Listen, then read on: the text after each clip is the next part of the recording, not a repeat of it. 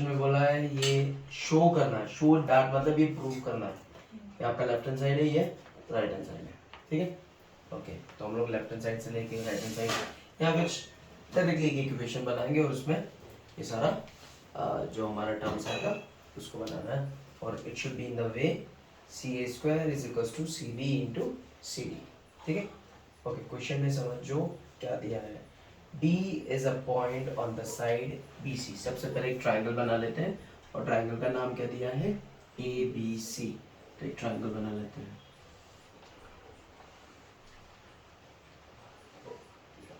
ABC, ठीक है। और उन्होंने क्या बोला है, जो D है वो BC के ऊपर में एक पॉइंट है, तो BC पे कहीं पे भी एक पॉइंट है। सपोज करो मैं यहाँ पे लगा देता हूँ B, ठीक है। ओके, बीच में मत रखना वरना ब्रेन में एक डिल्यूजन रहेगा कि वो शायद उसका परपेंडिकुलर है, ठीक है। थोड़ा आगे पीछे कर लेना, तो ये लाइन ड्रॉ हो गया, यहाँ पे हो गया D, ठीक है। अब क्वेश्चन में एक और चीज बताया है कि एंगल ADC, ADC कौन सा एंगल है, ये वाला, ठीक है। ADC समझ आया, ये इक्वल है BAC, BAC ये पूरा एंगल, यहाँ तक क्लियर है। ये दोनों इक्वल है, दोनों क्योंकि इक्वल है तो मैं यहाँ पे इन दोनों को डिनोट कर देता हूँ कि इक्वल है। Okay, these two angles are equal, ठीक है। और प्रूव करना है ये, ओके। तो जैसे ही ये एक लाइन ड्रॉ हुआ, इसमें दो कितने ट्रायंगल बन गए चेक करो। एक तो पूरा बड़ा वाला ट्रायंगल, एक ये ट्रायंगल, एक ये, तीन ट्रायंगल बन गए। ओके, समझ आ गया। तो क्योंकि ये एक एंगल बड़ा वाला एक एंगल यूज हो रहा है और ये एक एंगल यूज हो रहा है, तो मैं ये एक ट्रायंगल को लूंगा और दूसरा एक पूरा बड़ा ट्रायंगल। ओके, तो पूरा बड़ा वाला एक ट्रायंगल ड्रॉ कर लेते हैं। ABC, ठीक है, फुल ट्रायंगल। और इसमें ये जो एक एंगल है ये इक्वल है दूसरे ट्रायंगल का ABC के साथ, ABC इस एंगल के साथ। ओके, अब चेक करो और क्या क्या कॉमन है। चेक करो, एंगल C इस ट्रायंगल में भी है और इस ट्रायंगल में भी है, सेम कॉमन एंगल। चेक करो, ये C तो कॉमन एंगल है ना, इस ट्रायंगल में भी और ये बड़े वाले में भी है। ओके, समझा। तो दो एंगल अगर इक्वल हो गया तो ये दोनों ट्रायंगल्स क्या हो गए, थर्ड एंगल तो ऑटोमेटिकली इक्वल हो जाएगा। तो ये दोनों ट्रायंगल्स क्या हो गए, similar by the property AA angle है, ठीक है। ये एक एंगल इक्वल है, ये एंगल और ये एंगल इक्वल है, तो ये दोनों ट्रायंगल क्या हो गए, सिमिलर, ठीक है। उसके बाद हमने सिमिलैरिटी थ्योरम किया था ना, दो ट्रायंगल सिमिलर होने से क्या होता है, the ratio of their corresponding sides are equal, ठीक है। Ratio of the corresponding sides of two similar triangles are equal, ये समझ आया, ठीक है। तो ठीक है, बाद में थ्योरम फिर से एक बार फिर से रिन्यू उसको थोड़ा देख लेंगे, रिफ्रेश कर लेंगे, ओके, रिवीजन में डाल लेंगे। फॉर द टाइम बिंग ये समझ लो, ठीक है। ओके, यहाँ पे लिखेंगे पहले, तो बताना पड़ेगा, ये तो मैंने सिर्फ ड्राइंग में बताया, हमें बताना पड़ेगा। In triangle ABC and triangle ADC, ठीक है। क्या क्या इक्वल है, सबसे पहले तो एंगल, ये angle BAC is equal to angle ADC, ठीक है। एंगल ADC, ये तो गिवन दिया है तो ब्रैकेट में लिख देंगे गिवन। ये मेरे को फर्स्ट एंगल मिल गया, ठीक है। ओके, उसके बाद C कॉमन है, तो यहाँ पे डायरेक्टली लिख देंगे angle C is equal to angle C common. ठीक है, एक और एंगल आ गया। ये समझ आया? तो थर्ड एंगल तो ऑटोमेटिकली इक्वल होगा, ठीक है, उसको बोलने की भी जरूरत नहीं है। तो डायरेक्टली हम लोग लिख लेंगे कि these two triangles are similar, ठीक है, by the criterion AA criterion, ठीक है। इसमें लिख लेते हैं हम लोग, ये भी लिख सकते हैं therefore थर्ड एंगल जो है ये वाला एंगल, इसको कर देता हूँ,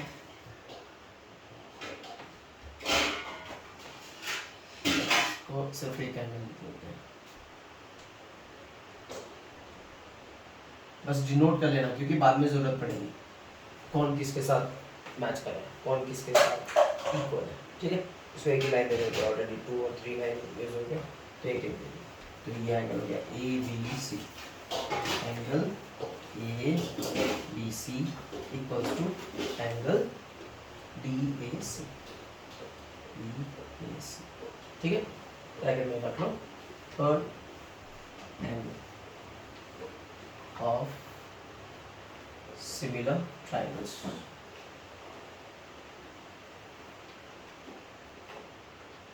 ठीक है, ये समझ आया। और ये दोनों ट्रायंगल तो सिमिलर है, तो यहाँ पे लिख देना है by AA criterion, by AA criterion of similarity,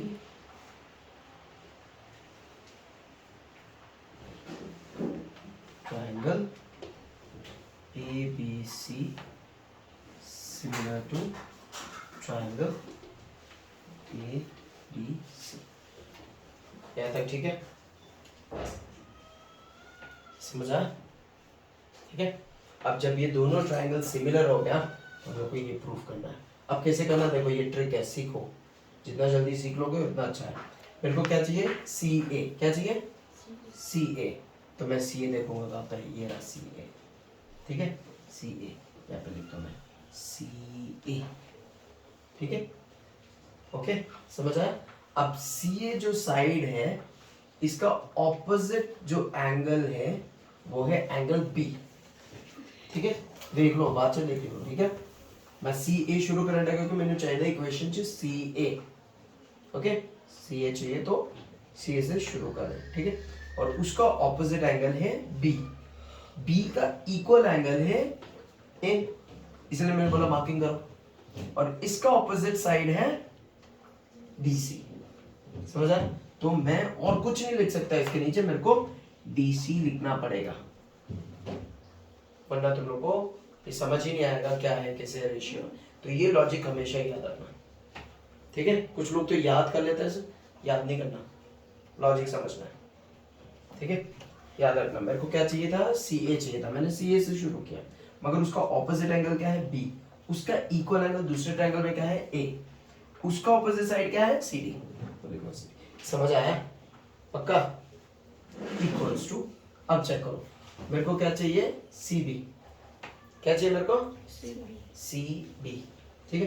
तो मैं CB ढूंढूंगा, CB कहाँ गया, ये रहा CB, ठीक है, इस ट्रायंगल से CB गया, मैंने लिखा है यहाँ पे CB, ये समझ आया। अब इसका ऑपोजिट एंगल है A का इक्वल एंगल है D, देख लो चेक करो, दो लाइन D, इसका ऑपोजिट साइड है CA, ये समझ आया, ठीक है। तो यहाँ पे लिख लूंगा मैं CA, ये समझ आ गया पक्का।